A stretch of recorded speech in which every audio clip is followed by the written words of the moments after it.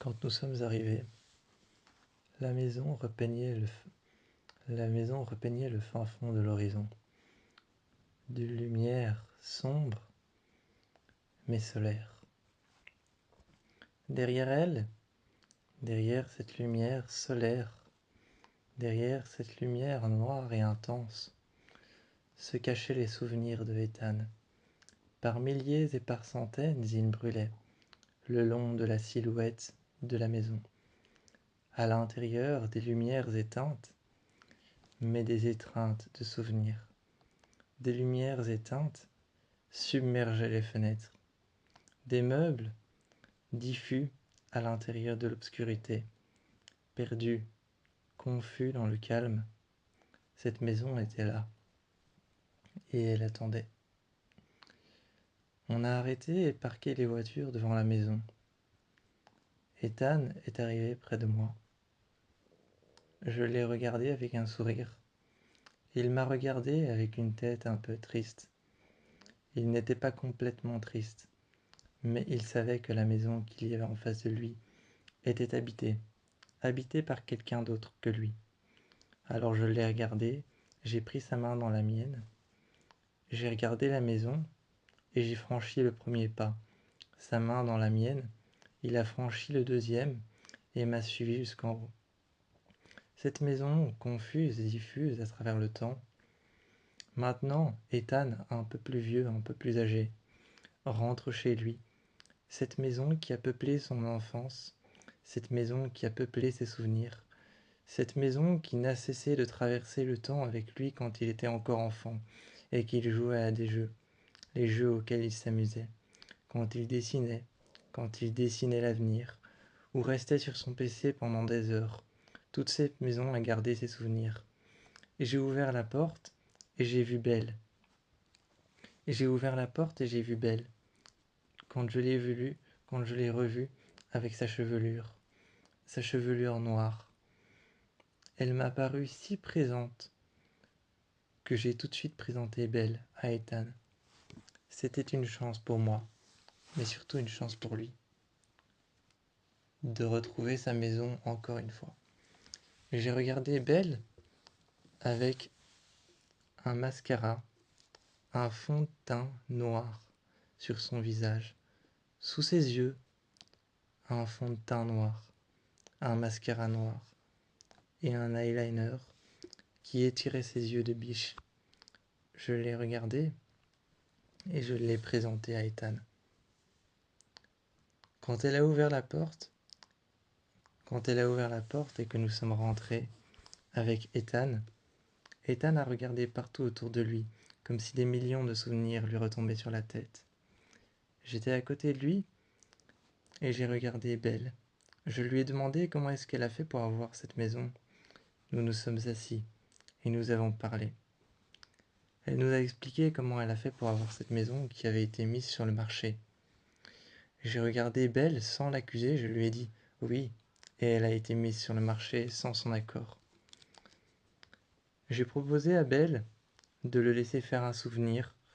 J'ai proposé à Belle de le laisser faire le tour de la maison, de le laisser se rappeler ses souvenirs.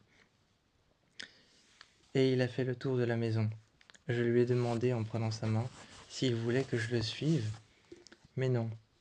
Il m'a lâché la main et il est parti, faisant le tour de ses souvenirs, faisant le tour de chaque pièce, chaque mur, chaque rempart, chaque porte, qui renfermait des souvenirs qui lui avaient appartenu. Je l'ai regardé partir, mettant un pied devant l'autre, traversant une sorte de porte remplie de ses souvenirs, remplie de ce qu'il avait vu et de ce qu'il découvrait quand il était enfant. J'ai regardé Belle et je lui ai dit « Je te présente Taylor ». On est resté à trois, Taylor, Belle et moi, assis dans le fauteuil et on a parlé. On a parlé un petit peu de pourquoi cette maison avait été mise sur le marché et pourquoi est-ce que elle l'avait rachetée. Je lui en voulais pas de l'avoir rachetée, mais on a parlé de cette maison qui appartenait à Ethan. Elle en comprenait maintenant les conséquences et elle en comprenait maintenant la grandeur de l'importance à ses yeux. On était dans la cuisine ce soir-là, et Ethan regardait par la fenêtre. Je me suis adressé à Belle, qui s'est tournée vers moi. Quand je me suis adressé à elle et que j'ai dit que c'était la maison de Ethan, elle a marché vers Ethan et est allée se mettre près de lui. Elle a marché et est allée se mettre près de lui, assis sur un pouf près de la fenêtre. Ethan s'est tourné vers l'intérieur, s'est assis sur le côté du fauteuil, et Belle lui a dit: Falcon m'a raconté que c'était ta maison d'enfance. Est-ce que tu pourrais m'en dire un peu plus? Assis sur le fauteuil, avec Belle, il lui en a dit un peu plus, lui en a raconté un peu plus sur son enfance. Belle était là, et moi, à la cuisine, avec mon verre d'eau, dont je voyais les gouttelettes d'eau se poser à l'extérieur et à l'intérieur, à cause de la chaleur de la maison. Je regardais mon verre d'eau, qui était aussi chaud parce qu'il venait de sortir du lave-vaisselle. Toi, Taylor, tu étais à côté de moi. Moi, j'étais concentré sur la conversation, sur Belle qui s'intéressait au passé de Ethan. Ethan, je regardais bouger ses lèvres. Je n'écoutais pas vraiment les mots, mais je regardais l'échange qu'ils avaient entre eux. Je me demandais qu'est-ce qu'ils pouvaient penser à cet instant-là. Est-ce qu'ils voyaient Belle réellement comme une amie, comme quelqu'un que je connaissais, qui lui avait permis d'être un pont entre la ville qu'il a à New York, entre sa vie qu'il a avec ses parents? Est-ce qu'il voyait vraiment Belle comme un pont entre sa vie qu'il a à New York avec ses parents et cette maison?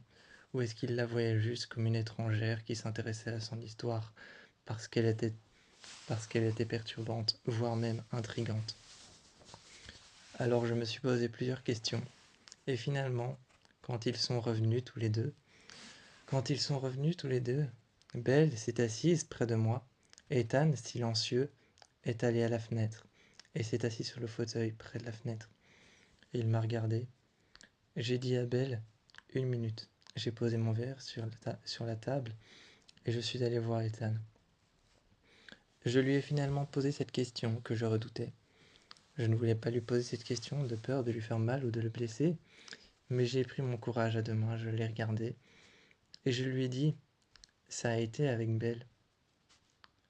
Et je lui ai demandé: est-ce que tu vois Belle comme une amie? Ou est-ce que tu vois Belle comme un pont qui te permet maintenant de passer de la vie de chez tes parents à cette maison? Il m'a regardé, il a regardé l'intérieur de la maison et a dit qu'il voyait vraiment Belle comme un pont qui lui permettait maintenant de passer et surtout de faire l'impasse sur ses parents et de passer à cette maison, de tourner la page, de voir autre chose. Quand elle nous a montré cette maison, je sentais que Ethan se sentait perdu. Je sentais qu'il ne se sentait pas à sa place. Je sentais que cette maison, c'était comme une extension de trop de la maison qu'il y avait en face. Il était resté assis là, en face de la porte.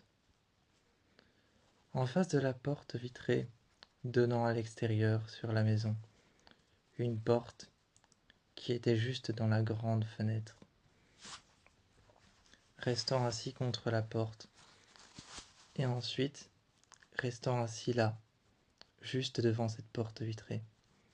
On s'est assis tous les deux contre la porte par laquelle on est rentré, la grande porte en bois coulissante, et cette porte qui était juste sur la grande baie vitrée, qui donnait vue sur la grande maison. Il la regardait et était assis sur la porte. Je me suis mis contre lui et j'ai regardé la maison telle qu'il la regardait, avec des yeux brillants. J'ai regardé la maison telle qu'il la regardait avec des yeux brillants et je me suis assis à côté de lui. Ses yeux pétillants et brillants de lumière, même dans le noir total, m'impressionnaient. Je les voyais se refléter dans le reflet. Quand je voyais ses yeux et son visage se refléter dans le reflet de la baie vitrée et de la porte vitrée, je suis resté près de lui. J'ai pris sa main, qui était à terre, et je lui ai demandé: qu'est-ce que tu regardes comme ça? qu'est-ce que tu ressens?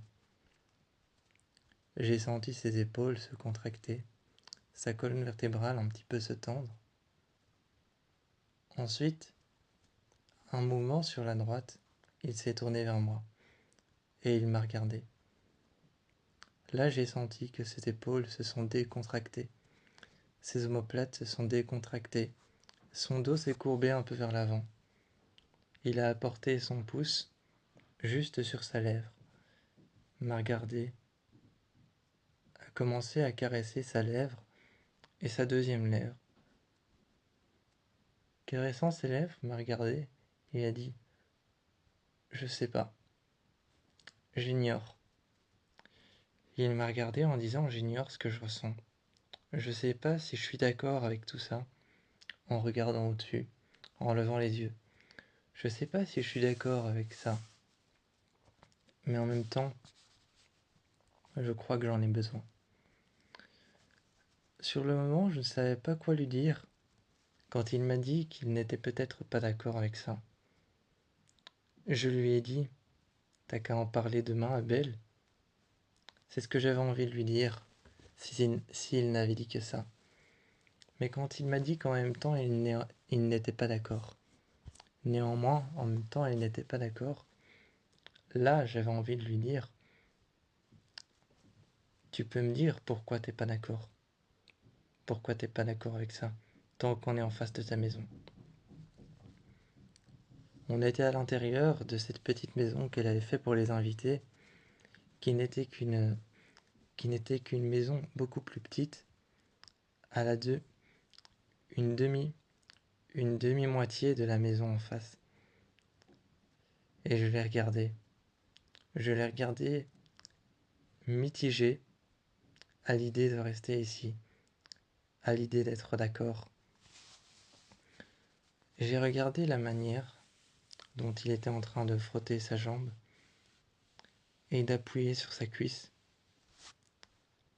Souvent, de regarder sa maison, l'air contrarié, ne sachant pas s'il était d'accord, ne sachant pas s'il était clairement d'accord avec ça. Finalement, j'ai parlé avec lui et je lui ai dit tout ce qui m'est passé par la tête, toutes les, toutes les choses pour lesquelles j'avais été contrarié. Je suis resté près de lui et je lui ai dit toutes les choses pour lesquelles j'avais été contrarié. J'ai été contrarié par mon père. Pour ça, j'ai été contrarié pour ça. Et je lui ai expliqué jusqu'à ce que je sente les battements de son cœur se ralentir et jusqu'à ce que je sente sa respiration s'alourdir. Finalement, il a fini par fermer les yeux, à s'effondrer de sommeil sur le sol. Moi, j'ai veillé toute la nuit, j'ai veillé sur lui, et je suis resté là. C'est vrai qu'avoir dit toutes les choses sur lesquelles j'avais été contrarié avait un petit peu fait ressortir des souvenirs, et j'avais l'impression de ressentir la même chose que lui à présent.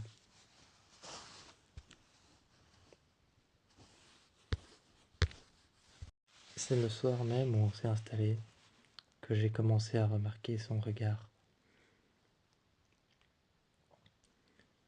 Il parcourait la pièce en regardant un petit peu tout partout autour de lui.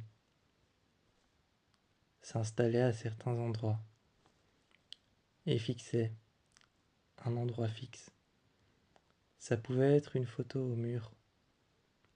Et même si cette photo n'était pas énormément chargée, il la regardait. J'essayais de ne jamais être dans ses pattes. J'essayais de ne jamais être trop avec lui. J'essayais de ne pas l'étouffer. Moi, j'étais avec Taylor. J'étais occupé de défaire nos affaires et de les ranger à l'intérieur des armoires. Quand j'ai fermé une armoire, que j'avais terminé de ranger les affaires de... Quand j'avais terminé de ranger mes affaires, les affaires de Taylor, et aussi de ranger les affaires... Quand j'avais terminé de ranger ses affaires à lui, je suis allé le voir. Ethan m'a regardé. Il s'est tourné. Encore une fois, il regardait par la fenêtre. Puis il s'est appuyé contre la fenêtre. d'eau à la maison, qui reflétait d'une lumière vive, avec la lune peut-être derrière. Il m'a regardé, et je lui ai demandé si ça allait. Il m'a parlé, on a parlé longtemps pour ne rien dire. Quand on a parlé longtemps pour ne rien dire, je m'en suis rendu compte. Et je lui ai demandé de dire réellement les choses, de dire réellement ce qu'il en pense. On s'est mis tous les deux dans la cuisine. Je lui ai rien servi, au contraire.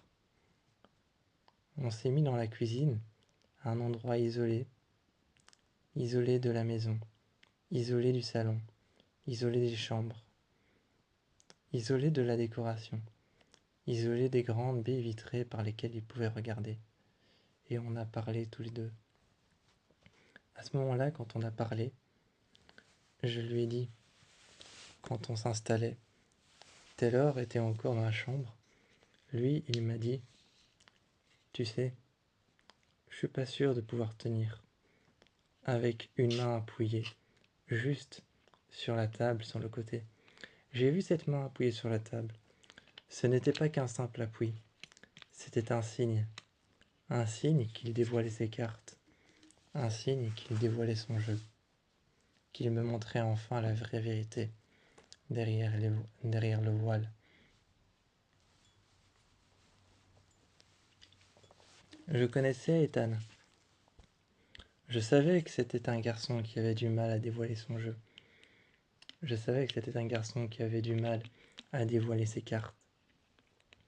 Je savais que c'était un peu lui qui devait tout le temps tenir debout, comme si c'était le pilier, comme si c'était le pilier émotionnel vers qui on se tournait pour pouvoir compenser, ou alors peut-être même pour se consoler.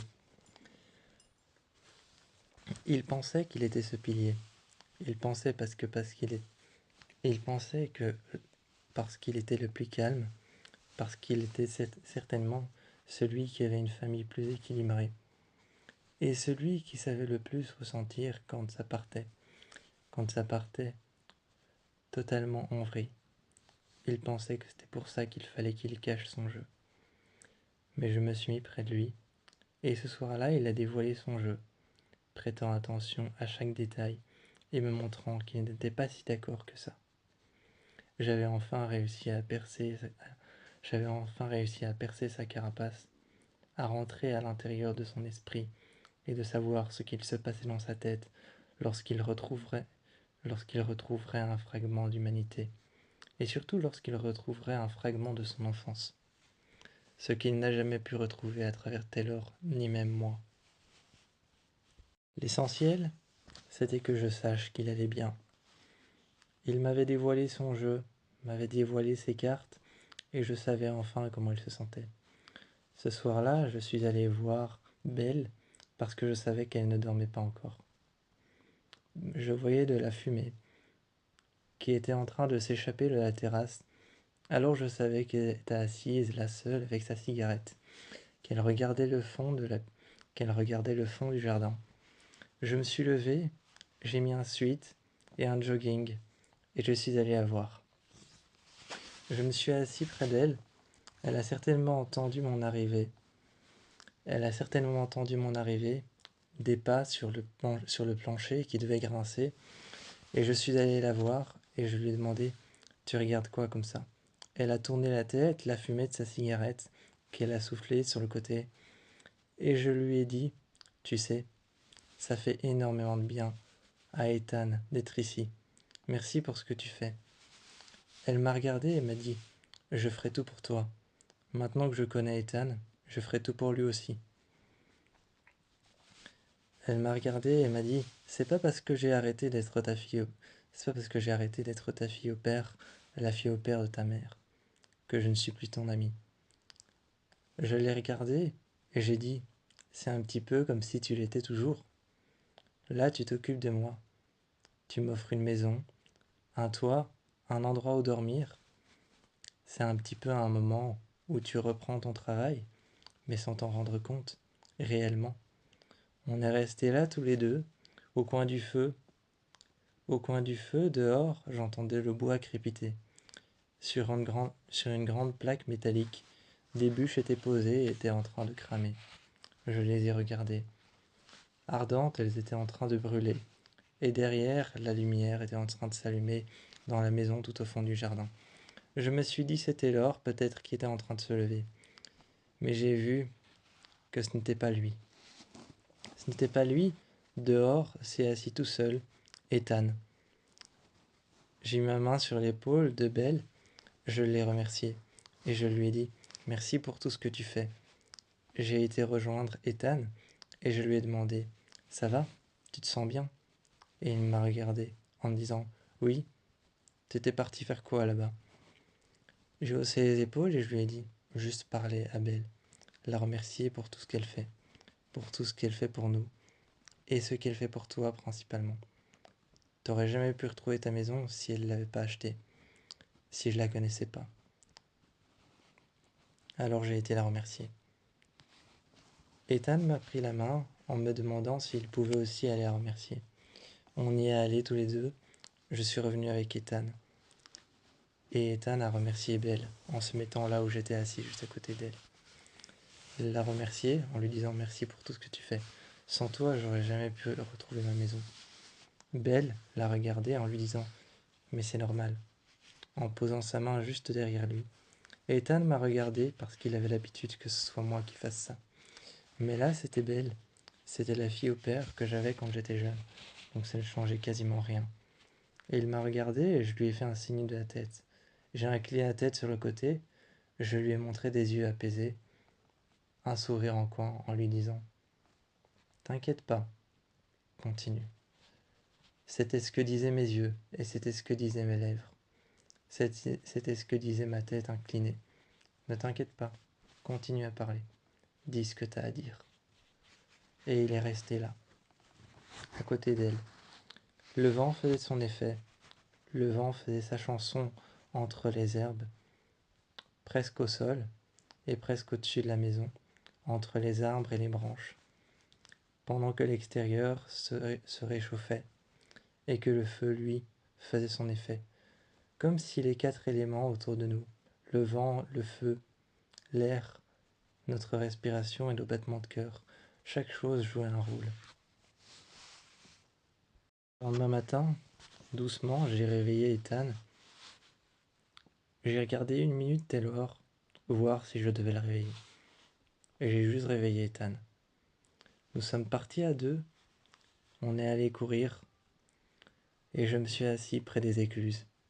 On a longé le fleuve, regardant l'eau passer à sens contraire à côté de moi. Ça me faisait un drôle d'effet. Alors je tournais la tête, et je regardais Ethan courir. Plusieurs fois on s'est arrêté, juste au bord du fleuve. On s'est assis tout au bord, comme si on voulait presque mettre nos jambes dans l'eau. Mais on mettait nos jambes dans le vide, et on sentait cette odeur d'eau qui était remise dans le fleuve, soit par des grands espaces, qui étaient enfermés dans le noir. Ces grands espaces, c'étaient des tubes en métal énormes,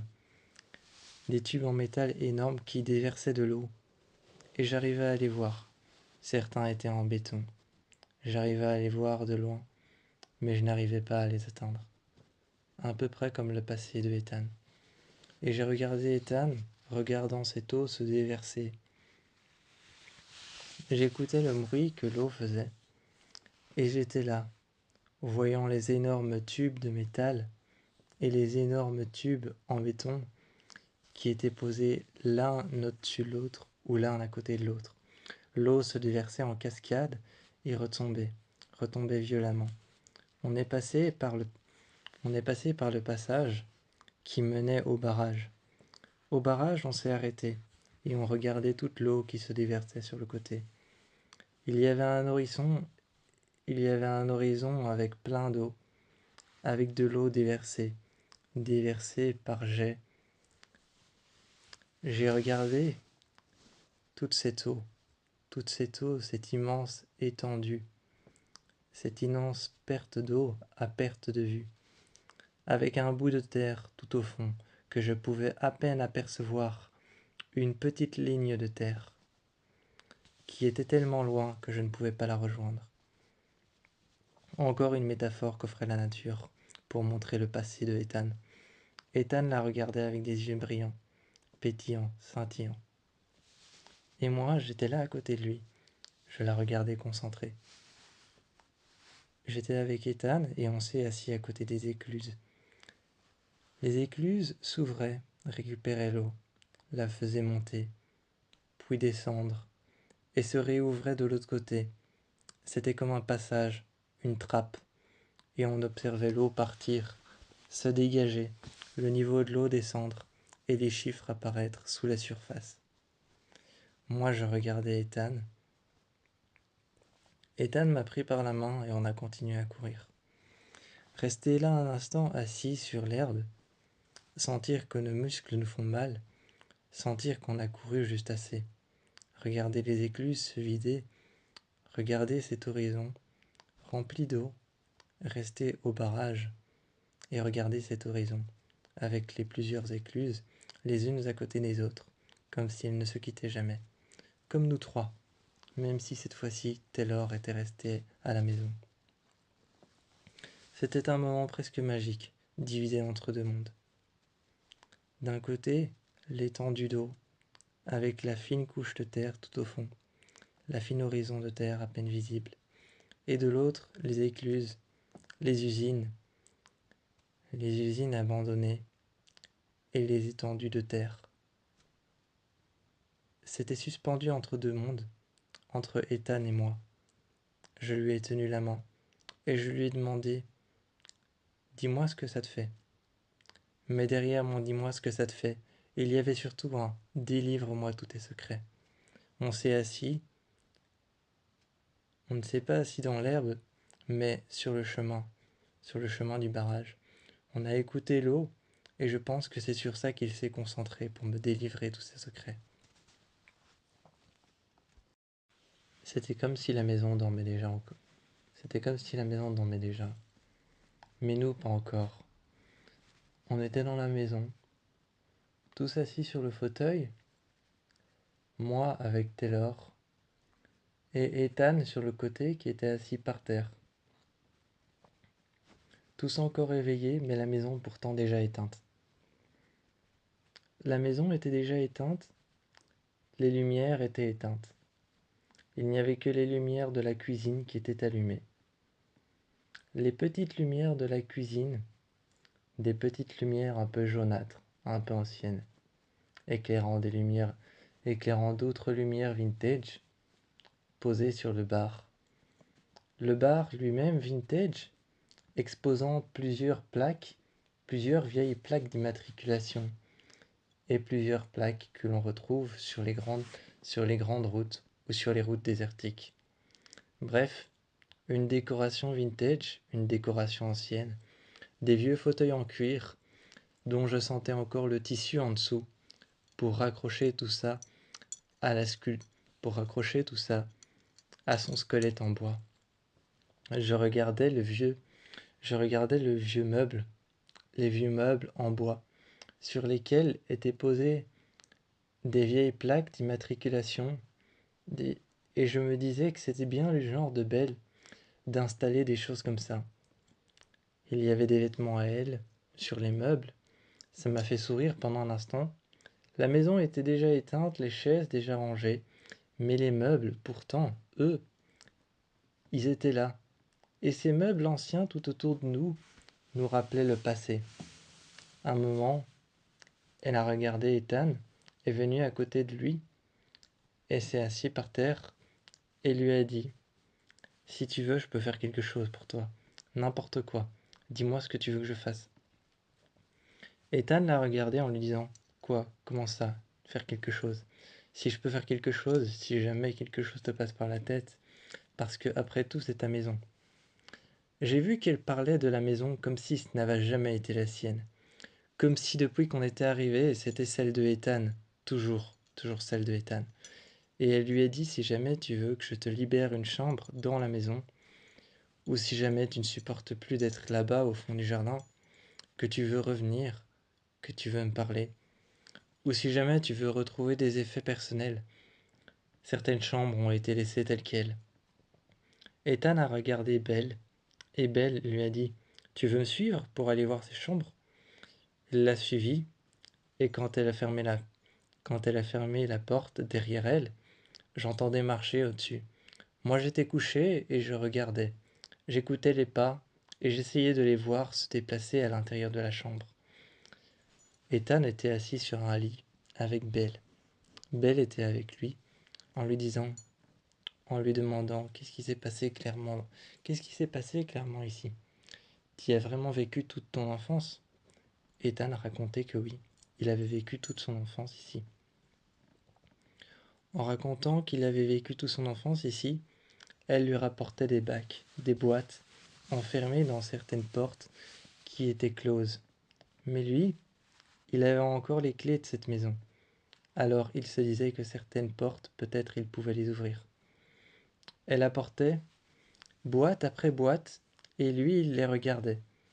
Il les ouvrait, avec un sourire content de retrouver ses affaires.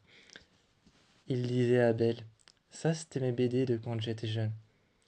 Ça c'était tous les dessins que j'avais faits avec mes amis.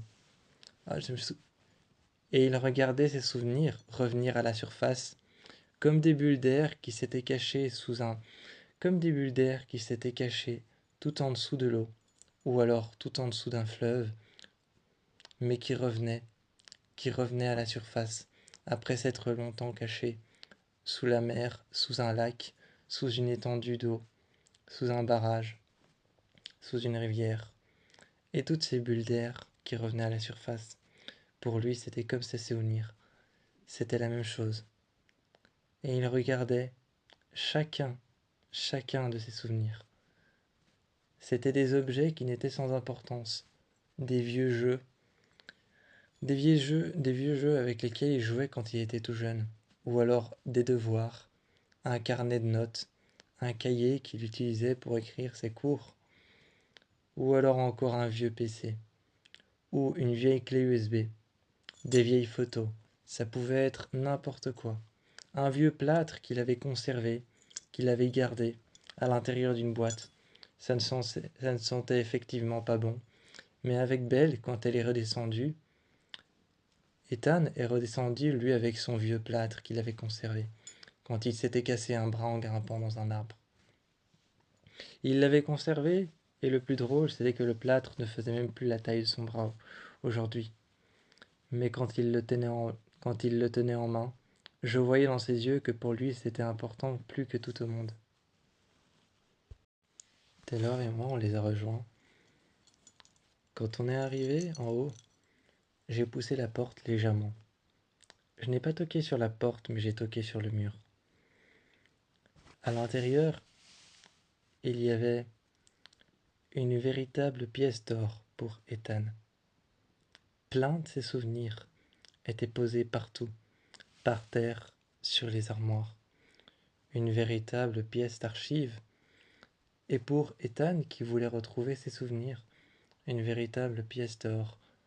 Une véritable, une véritable chambre de ses souvenirs, classée ici, complètement dans le désordre, mais cela ne l'importait que peu.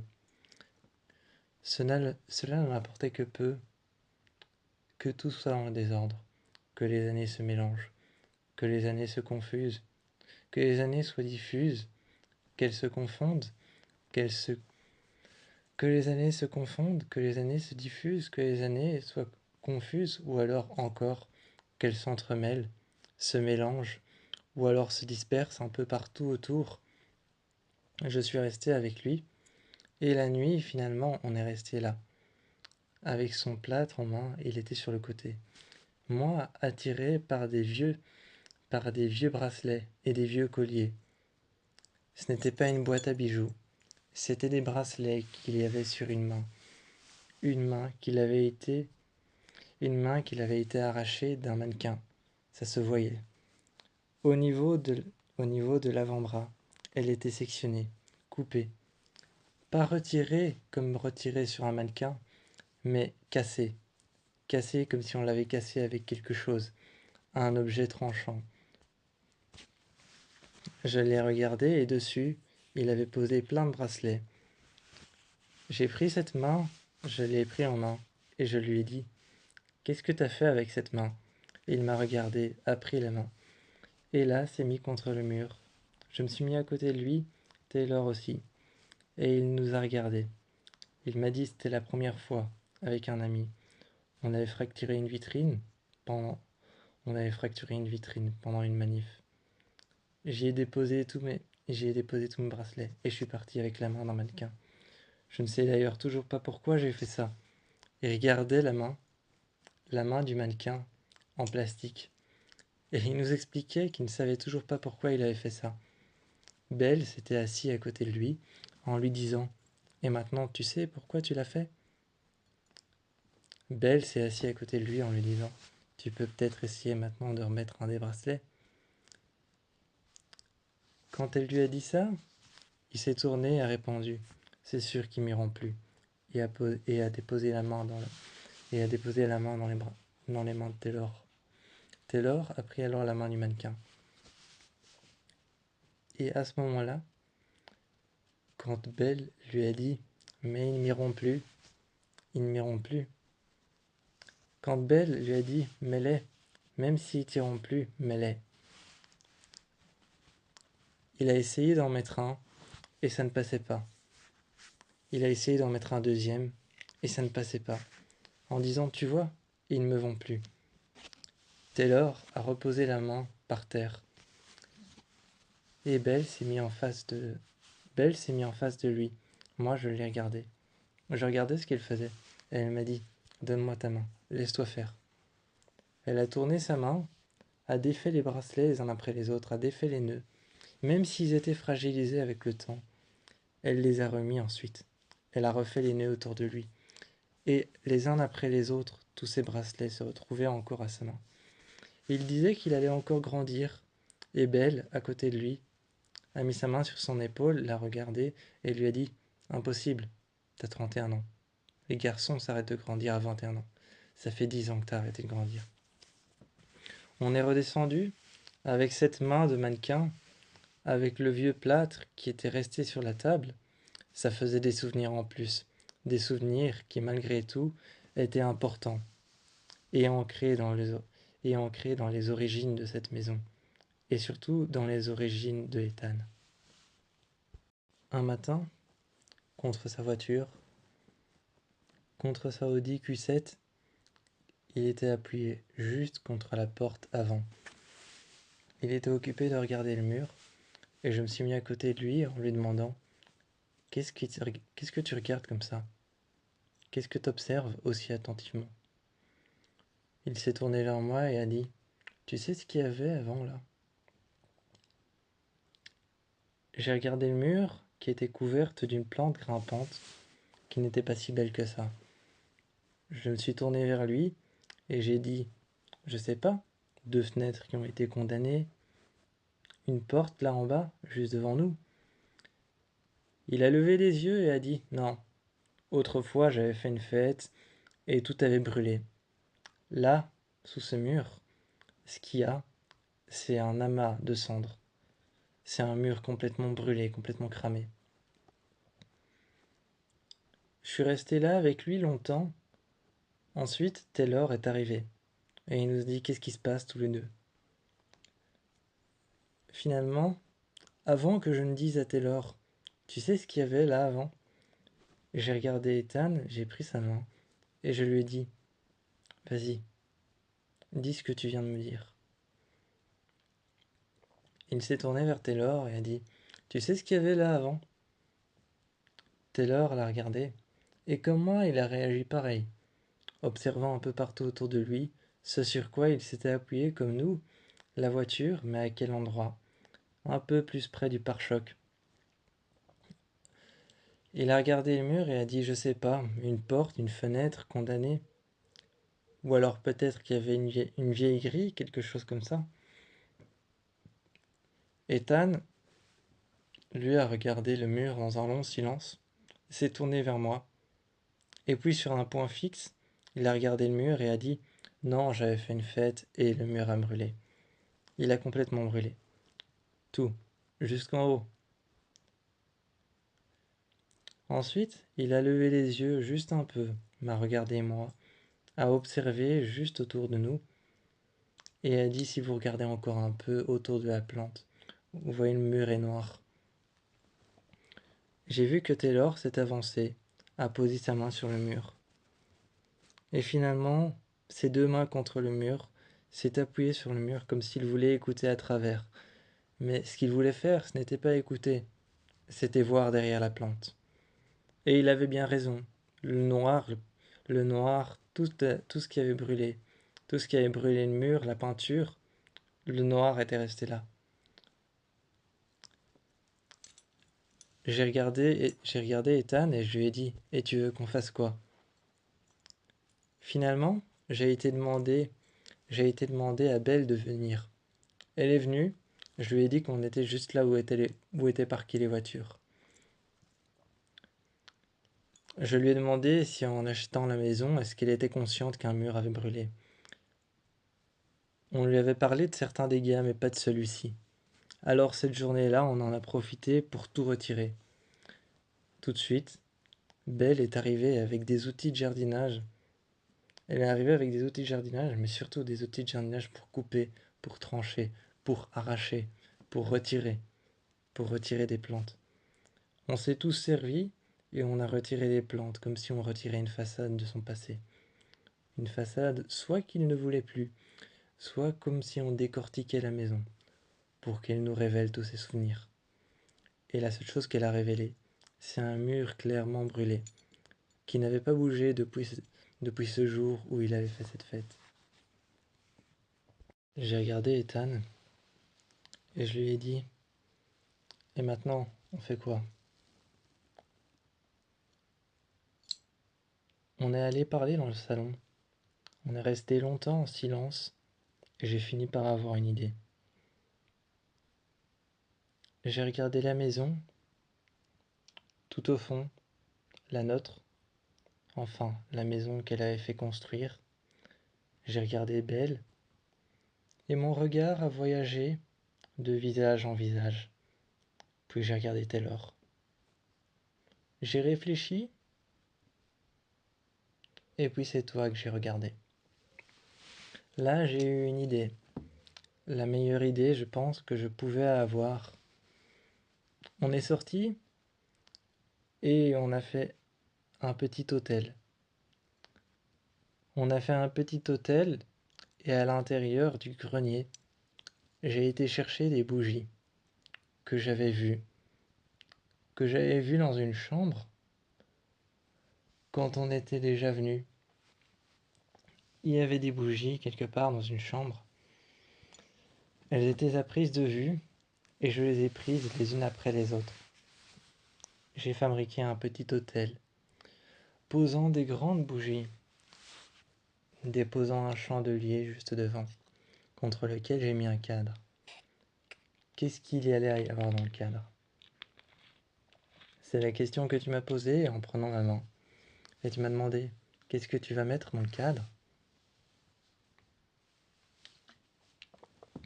Je t'ai regardé et je t'ai dit, ça tu vas voir, hein. C'est la question à 1 million. Il m'a regardé et a dit, oh, allez, dis-le-moi. Je lui ai dit que ce ne serait plus un cadeau. S'il ne savait pas ce que c'était, qu'il allait y avoir dans le cadre, ce n'était plus un cadeau. Au contraire, si je lui disais, ça n'allait pas être un cadeau, comme je lui ai expliqué.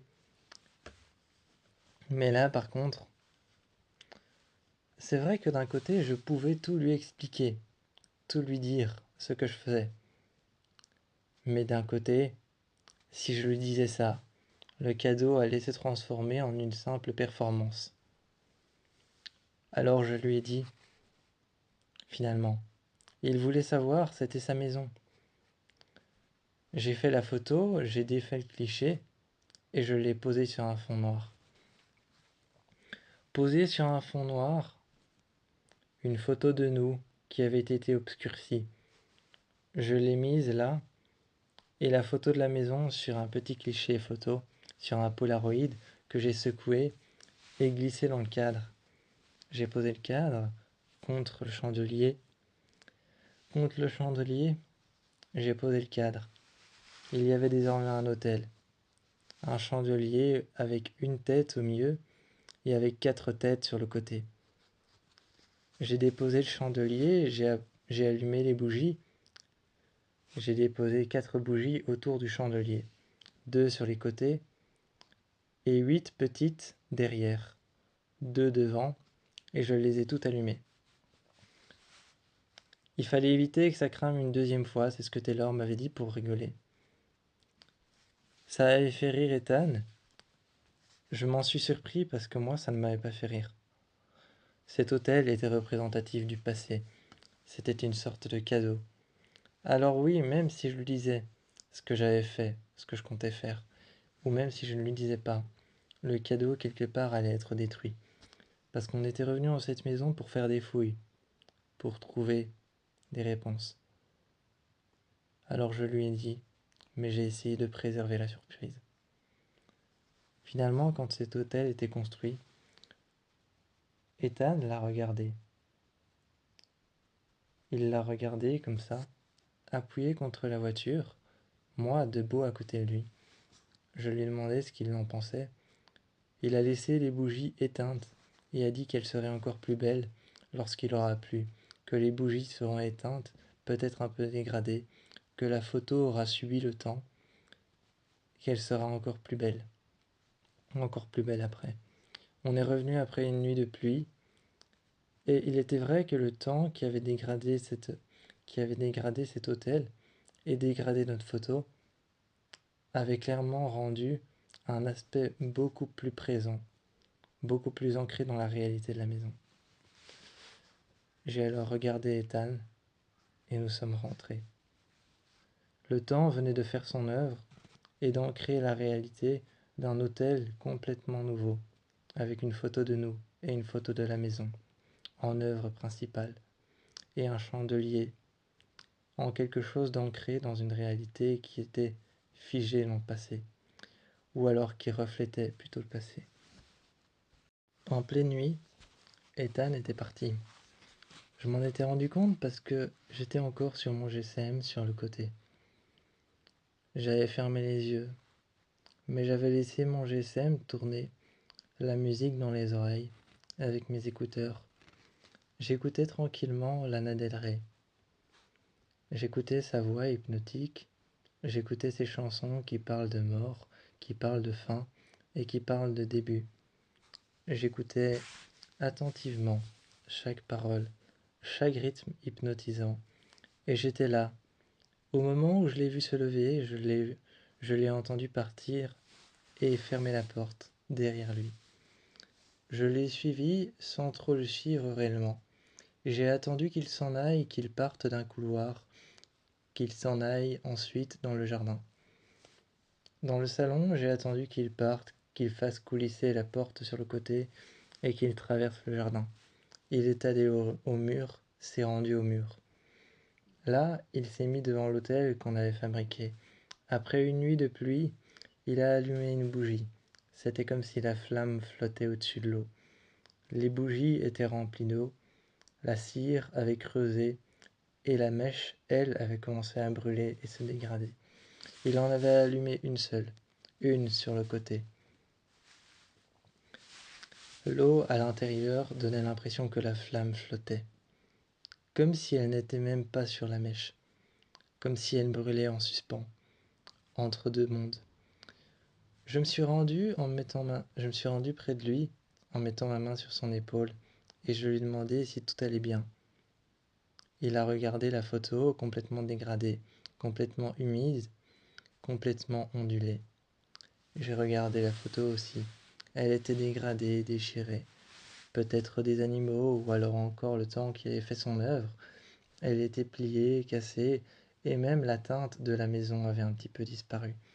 C'était le temps qui faisait son œuvre, mais c'était ce que Ethan cherchait à remettre en surface. C'était ce que Ethan cherchait dans cette maison. Le temps, un temps qui passe, un temps qui raconte, un temps qui laisse dire et un temps qui laisse la place au nouveau. Mais Ethan ne cherchait pas la place au nouveau, il cherchait à donner place au passé, cherchait à donner place à l'ancien. Je lui ai dit que c'était impossible. On est restés là tous les deux longtemps à parler. Et ensuite nous sommes rentrés. Rejoindre Falcon qui dormait et Belle qui dormait aussi. À l'intérieur de la maison, Ethan n'a pas dormi pendant un bon bout de temps, alors je suis resté près de lui. On a écouté à deux Lana Del Rey, et puis on s'est endormi. Finalement, à la fin de son album, mon GSM s'est coupé.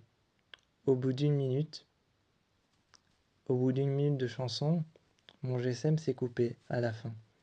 J'avais mis un minuteur pour qu'il s'éteigne à une heure précise et que je n'aille pas dormir trop tard. Près de moi, j'ai senti sa tête s'effondrer sur mon épaule et sa main me tenir le bras. Moi, près de lui, je suis resté comme ça. J'ai pris juste un coussin sur le côté que j'ai mis contre mon bras pour pouvoir me mettre contre le mur et fermer les yeux. C'était le soir et je n'avais pas encore pris conscience que Ethan était complètement ancré dans le passé.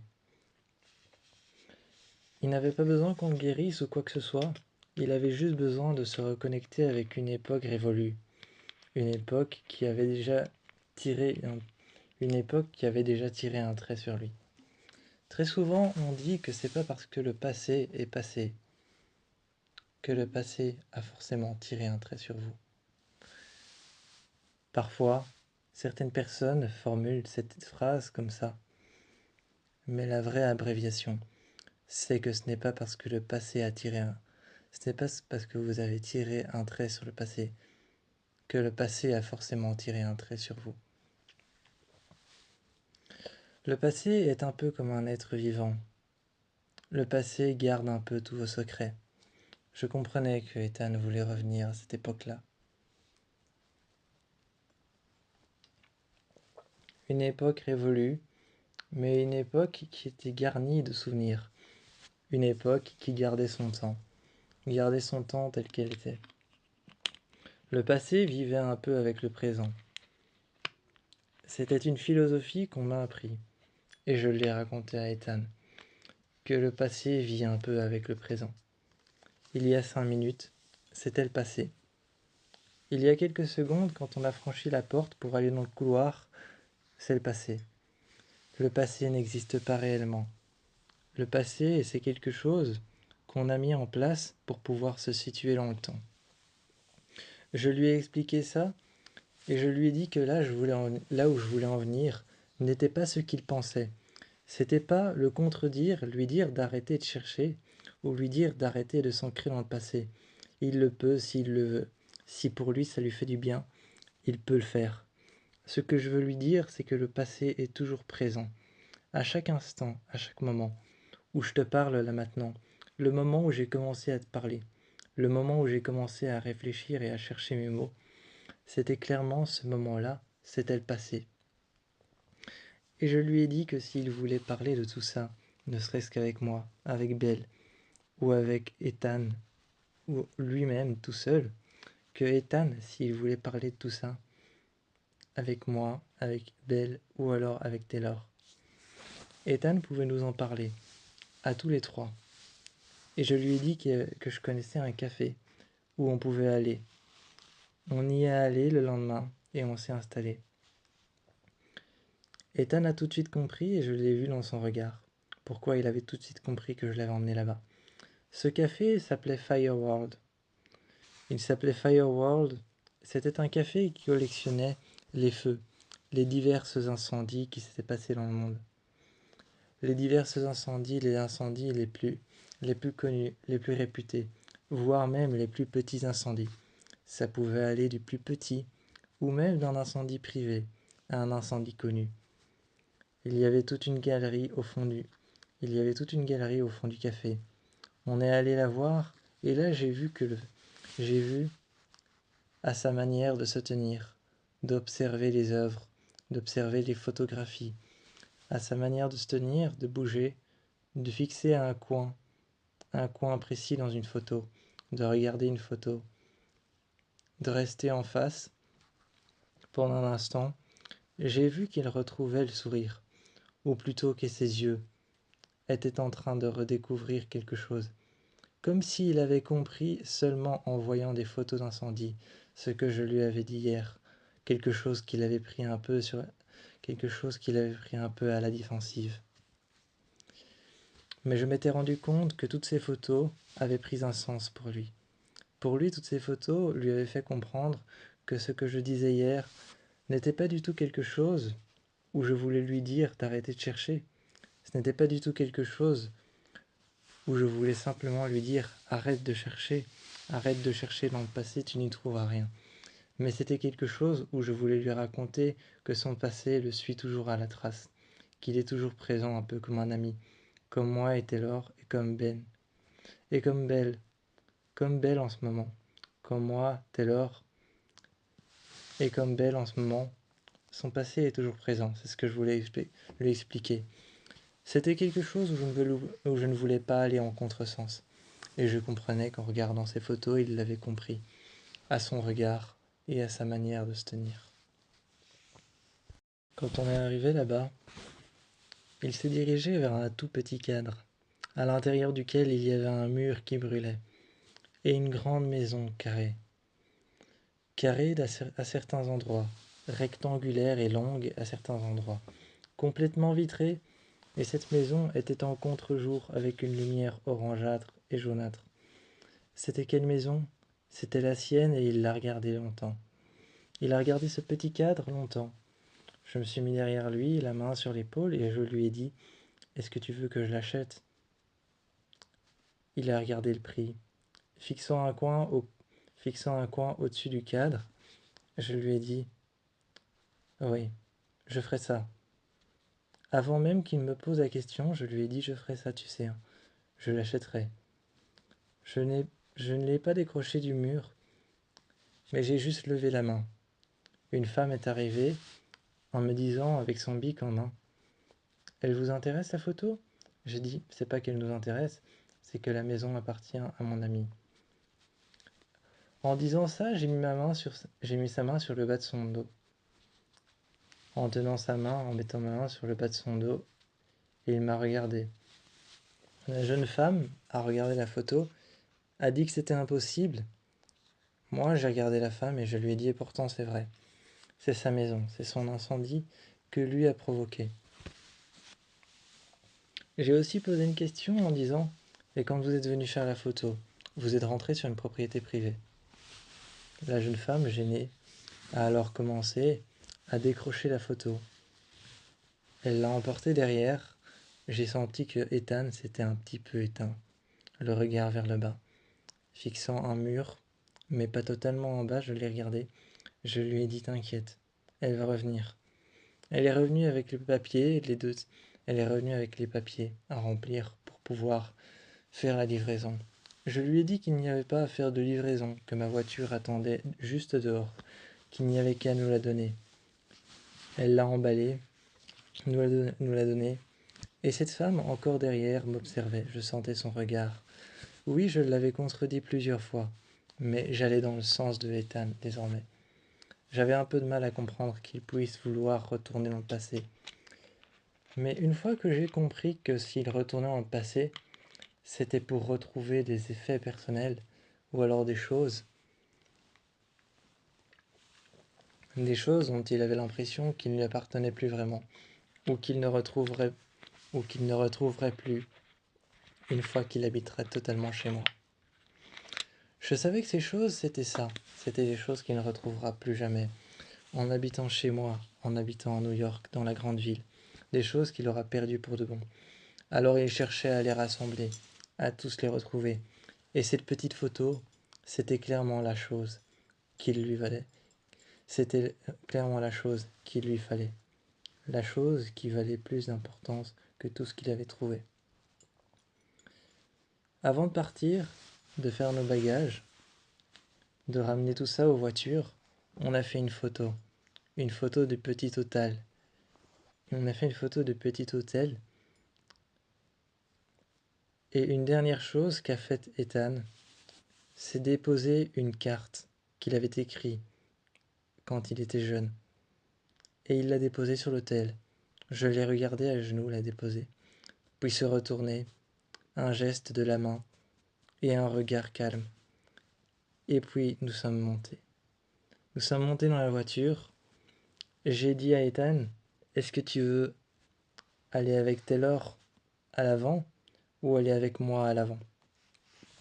Assis à l'intérieur de la voiture, je lui ai dit, les mains, une main sur le volant, et finalement assis sur le côté, mais sur le siège, sur le siège passager, assis sur le côté. Je lui ai dit, est-ce que tu veux venir avec moi dans ma voiture ou avec Taylor dans sa voiture? Et il m'a regardé en disant, avec Taylor. Ça ne m'a pas vexé ni rien parce que je savais qu'il allait dire avec Taylor. J'étais trop impliqué dans ce qu'il ressentait, dans ce qu'il voyait, ce qu'il entendait. Mais parfois, l'amour ou les sentiments qu'on ressent pour quelqu'un peuvent nous pousser tout simplement à faire les mauvais choix ou à mal choisir nos mots, à mal faire les choses alors que tu veux bien faire. Une personne qui ne se trompe pas, une personne qui se trompe jamais, qui va dans le sens de tout le monde n'existe pas. Alors lorsque je voyageais seul, j'imaginais Taylor à l'arrière et Ethan à côté de moi. Même s'il était avec Taylor, je les imaginais à l'arrière, Taylor occupé sur son GSM et Ethan qui me regardait conduire.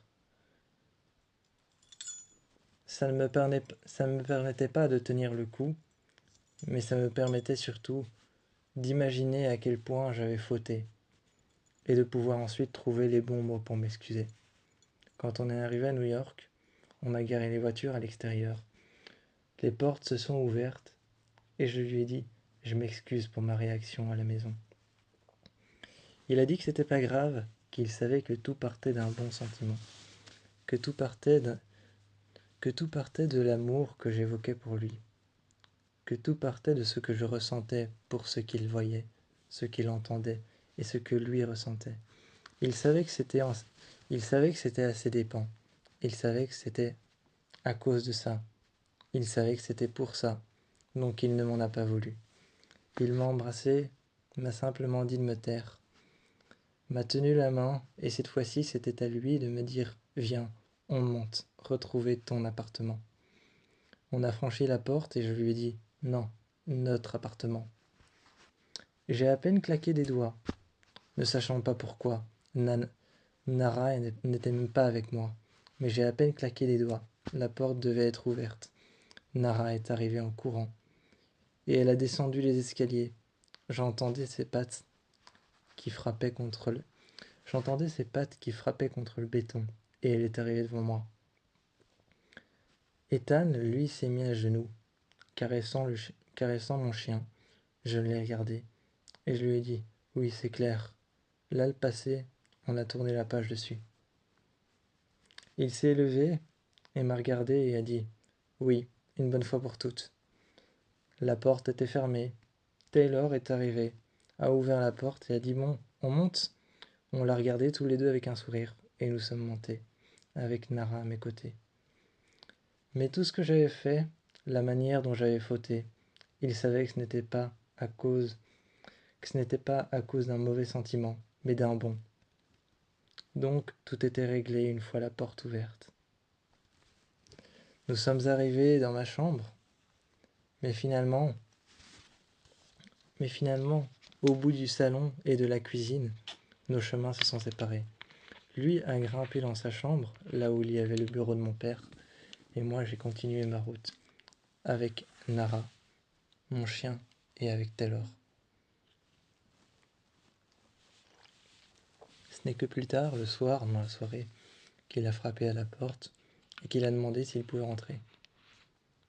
Il a poussé la porte parce qu'il avait vu mon geste d'épaule, comme si je haussais les épaules pour lui dire Tu n'as pas à toquer ou à demander si tu peux rentrer. » Donc il est rentré, en silence, sans ouvrir la porte clairement en l'ouvrant à la main sur la poignée, mais en appuyant un petit peu dessus et en la repoussant.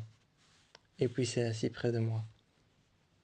Il s'est assis près de moi et m'a dit: « Tu sais, tout ce que t'as fait, même si parfois j'avais l'impression que tu reculais et t'éloignais un peu de moi, la manière dont t'as réagi, même si tu réagissais mal ou parlais mal. Tout ce que t'as fait, finalement, j'y ai fort réfléchi dans ma chambre.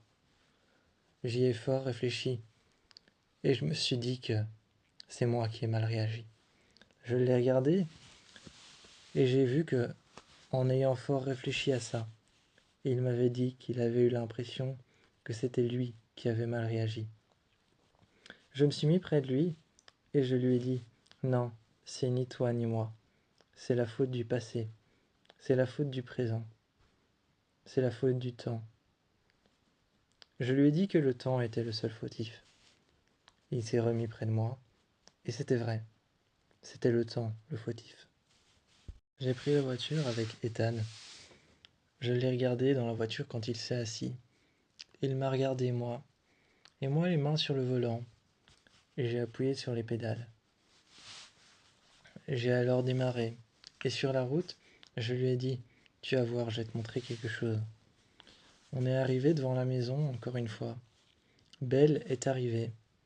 Elle tenait en main une petite bougie, une à l'intérieur de laquelle elle avait mis de l'eau tout autour, comme si la flamme était en train de flotter.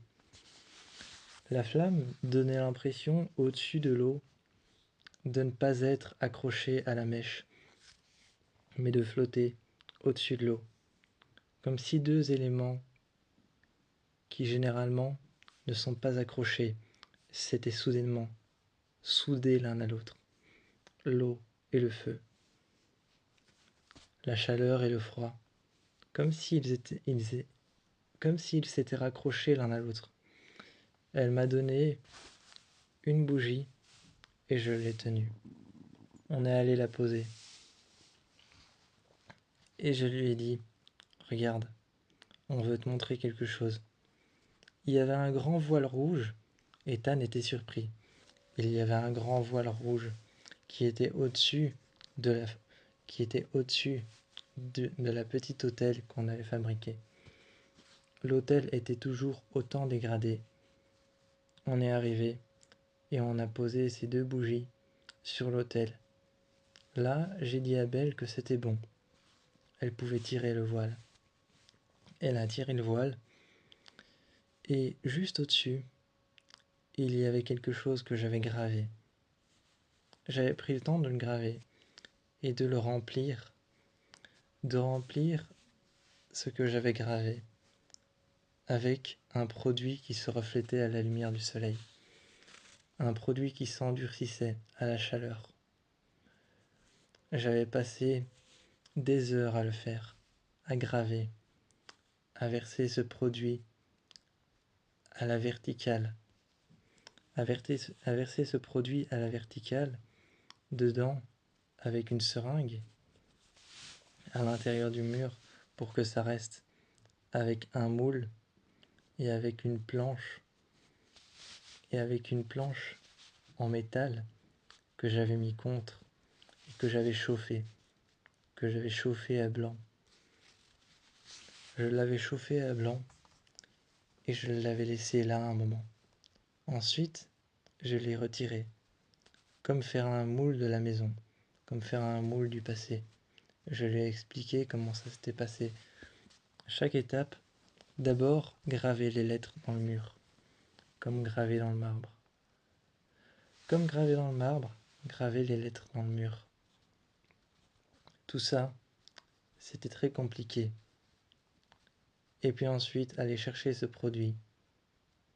C'était un produit liquide, c'était du métal liquide qu'on a solidifié, qu'on a enfoui à l'intérieur de la pierre. Maintenant, il fallait attendre le coucher du soleil, et on a attendu le coucher du soleil. Quand on est sorti, les lumières sur le métal était éclairé, jaunâtre, rougeâtre, se mélangeant entre les différentes teintes d'un coucher de soleil. Il était écrit « Prie, crois, aime et souviens-toi ». Ethan m'a regardé et m'a dit que c'était magnifique. Il m'a demandé quel genre de métal c'était. Je lui ai dit que c'était de l'acier trempé. Je lui ai dit que c'était de l'acier trempé, comme mon bras. Comme mon bras, de l'acier trempé, toujours l'un des meilleurs matériaux. C'était de l'acier trempé, mais pas seulement. Il m'a demandé d'où sortait le reflet, et c'est là que je lui ai dit et pas seulement. On s'est assis sur la voiture, sur le toit, couché. Je lui ai dit, mais pas seulement. C'est de l'acier trempé, mélangé avec du mercure. C'est le mercure qui offre ce reflet. C'est le mercure qui offre ce reflet. Ce reflet qui accroche sur le mur. Des lumières un peu jaunâtres, un peu vives, des lumières couchées de soleil et levées de soleil. Et ces mots, tu les verras tous les matins et tous les soirs. De la même lumière, de la même couleur et des mêmes lumières qu'un coucher de soleil et qu'un lever de soleil. Quand le soleil tournera et donnera sur ce mur. Prie, crois, aime et souviens-toi. Il m'a regardé et m'a dit que c'était magnifique. J'avais tout filmé en accéléré et je lui ai envoyé la photo. J'avais tout filmé en accéléré, je lui ai envoyé la photo finale quand je n'avais pas encore retiré le moule, mais que je le tenais contre le mur, et la vidéo en accéléré. Il a regardé la vidéo en accéléré, comment ça avait été fait, comme si je traversais le temps avec lui. Et j'avais regardé la vidéo avec lui, comme si à deux on avait traversé le temps. Mais si j'avais fait ça, c'était juste pour qu'il se souvienne, pour effacer ce petit conflit qu'on avait eu à deux. Et surtout, pour qu'il ait plus que tout ce dont il voulait se souvenir à l'intérieur de la maison. Une fois que c'était fait, nous sommes rentrés. Il m'a longuement posé des questions sur pourquoi j'avais fait ça. Mais je lui ai dit de simplement se préoccuper du fait que maintenant c'était fait. C'était sur la maison. C'était juste au-dessus de l'hôtel. Et que maintenant il pouvait vivre avec son passé, dont il s'était détaché, mais dont il savait qu'il était toujours présent, parce que je lui avais expliqué comme je l'avais fait, avec mes mots. Mes mots avaient suffi, ce que j'avais emprunté, les phrases comme je les avais construites dans ma tête, avaient suffi pour pouvoir comprendre que c'était la faute du passé, ni de la sienne, ni de la mienne, ni de la nôtre, mais du passé. Revenir dans un endroit aussi chargé de souvenirs anciens et d'objets anciens peut parfois perturber la réalité, perturber nos mots et perturber ce dont on a envie de dire à une personne que l'on est censé consoler. On en a longuement discuté, mais maintenant il savait qu'il pouvait exister avec le passé. Il savait qu'il était présent en se souvenant de ce que je lui avais dit.